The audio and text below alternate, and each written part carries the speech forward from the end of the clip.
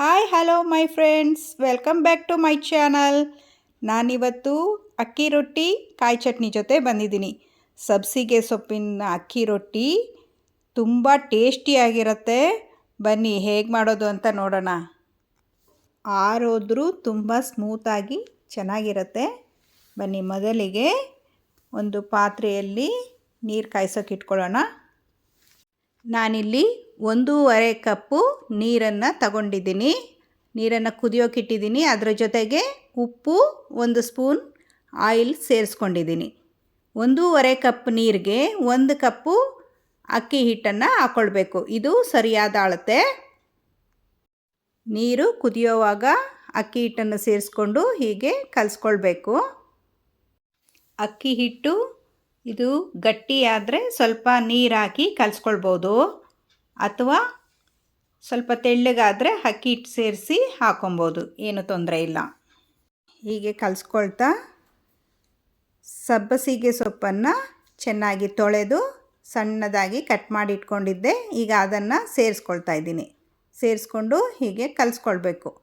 ಸ್ವಲ್ಪ ಬಿಸಿ ಇದ್ದಾಗಲೇ ಕಲಿಸ್ಕೊಳ್ಬೇಕು, ಅಂದರೆ ನಮ್ಮ ಕೈಯಲ್ಲಿ ಆಗೋ ಅಷ್ಟು ಬಿಸಿ ಇದ್ದರೆ ಸಾಕು. ಹೀಗೆ ಅಕ್ಕಿ ಹಿಟ್ಟು ಮತ್ತು ಸಬ್ಬಸಿಗೆ ಸೊಪ್ಪು ಎರಡು ಸೇರಿಸ್ಕೊಂಡು ಚೆನ್ನಾಗಿ ಕಲಿಸ್ಕೊಳ್ಬೇಕು. ಚಪಾತಿ ಹಿಟ್ಟಿನ ಅದಕ್ಕೆ ಇದನ್ನು ಕಲಿಸ್ಕೊಳ್ಬೇಕು. ಇದು ಅಕ್ಕಿ ಚಪಾತಿ ಅಂತಲೂ ಕರಿಬೋದು, ಉಕ್ಕರಿಸಿದ ಅಕ್ಕಿ ರೊಟ್ಟಿ ಅಂತಲೂ ಹೇಳ್ತಾರೆ. ನೋಡಿ, ಹೀಗೆ ಉಂಡೆ ಕಟ್ಟಿ ಇಟ್ಕೊಳ್ಬೇಕು. ಚೆನ್ನಾಗಿ ನಾದ್ಕೊಂಡು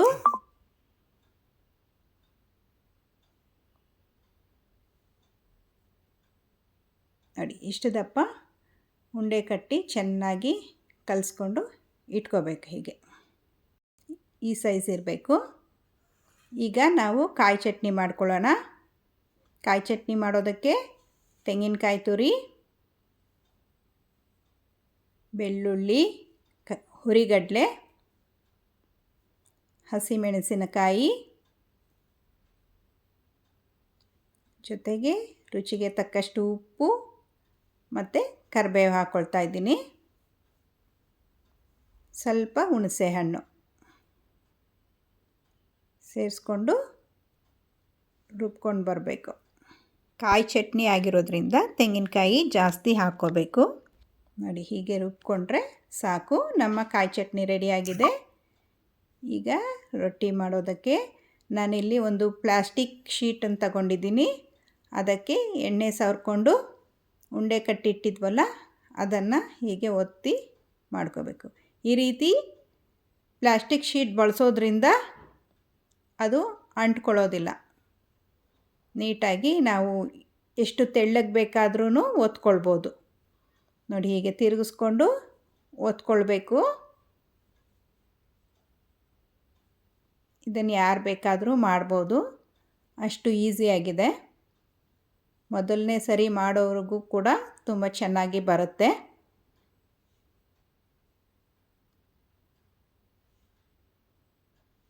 ನೋಡಿ, ಹೀಗೆ ರೌಂಡ್ ಶೇಪಲ್ಲಿ ಒತ್ಕೊಬೇಕು.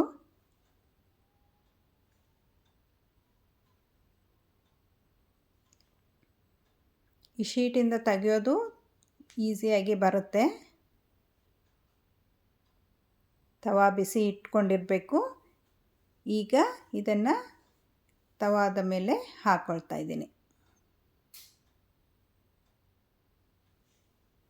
ನೋಡಿ, ಬಿಳಿ ರೊಟ್ಟಿಯ ಮೇಲೆ ಗ್ರೀನ್ ಕಲರ್ ತುಂಬ ಚೆನ್ನಾಗಿ ಕಾಣ್ತಾ ಇದೆ. ಇದನ್ನು ಬೆಳಗ್ಗೆ ತಿಂಡಿ ಅಥವಾ ಮಧ್ಯಾಹ್ನ ಊಟಕ್ಕೆ ಮತ್ತು ರಾತ್ರಿ ಡಿನ್ನರ್ಗೂ ಕೂಡ ಮಾಡ್ಕೊಳ್ಬೋದು. ಶುಗರ್ ಇರೋರು ಕೂಡ ಇದನ್ನು ಮಾಡ್ಕೊಂಡು ತಿನ್ಬೋದು. ಹೀಗೆ ಎರಡೂ ಕಡೆ ಇದನ್ನು ಬೇಯಿಸ್ಕೊಳ್ಬೇಕಾಗತ್ತೆ. ಮಕ್ಕಳ ಲಂಚ್ ಬಾಕ್ಸ್ಗೆ ಹಾಕಿ ಕಳಿಸ್ಬೋದು. ಮಕ್ಕಳೆಲ್ಲ ತುಂಬ ಇಷ್ಟಪಟ್ಟು ತಿಂತಾರೆ.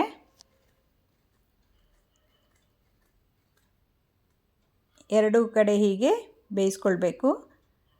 ಮೇಲೆ ಕ್ರಿಸ್ಪಿಯಾಗಿರುತ್ತೆ, ಒಳಗಡೆ ಸ್ಮೂತಾಗಿ ತುಂಬ ಚೆನ್ನಾಗಿರುತ್ತೆ.